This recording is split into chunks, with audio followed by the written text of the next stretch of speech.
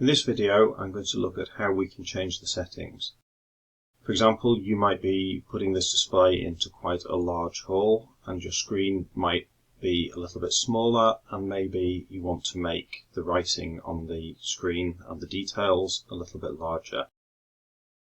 We can also control which columns we want to show. We may not need all of those columns. So the first thing I'm going to do is go to the Preferences menu and choose Preferences. This will now give a display box which will ask you to choose which preferences you want. Firstly, the general preferences. You can look at the dark mode and you can look at whether the timer is displayed. So the timer is currently displayed as ticked, and the timer is set to 5 minutes. So if we press the set button, that will actually set it to 5 minutes. At the bottom, you can see we have a choice of buttons. We can either apply the settings or save the settings. If we apply the settings, it will leave this box for us. So we'll probably use that for now. So let's try the dark mode on, see what happens. Apply settings, and that's what the screen will look like if you choose the dark mode. I'm going to switch off the dark mode, and I'm now going to switch off the timer. Maybe we don't have an exam which needs a timer, and apply that, and you can see that's freed up this space at the left. I'll put the timer back on, and now let's have a look at the font settings. Firstly, the header fonts. Well, you can use any fonts that are in your system. So we're currently using Barnshrift for the header text, and let me change it to Calibri, and you can see straight away the demonstration header text has changed to match that. I can change the size, so maybe I want to make it bigger, make it 50, and you can see what happens there. If I now go to the details, maybe I would also like to use Calibri, and I'll make that 40. And let's apply that. You can see that's filled up the screen a bit more. Now let's have a look at the columns. The columns that we've got are ticked, but there are other ones available.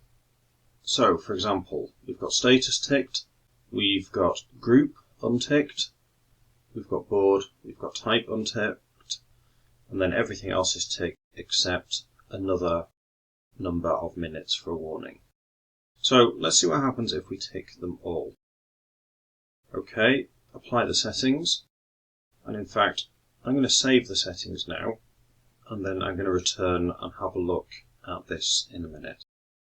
The problem I now have is that in making everything bigger, the headings are not quite as clear. What I'm actually going to do now is get rid of 2 of the exams.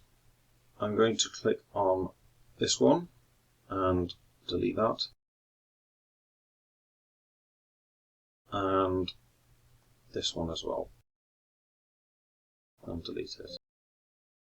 And you can see that what I've got left is I've got a whole load of exams without any codes.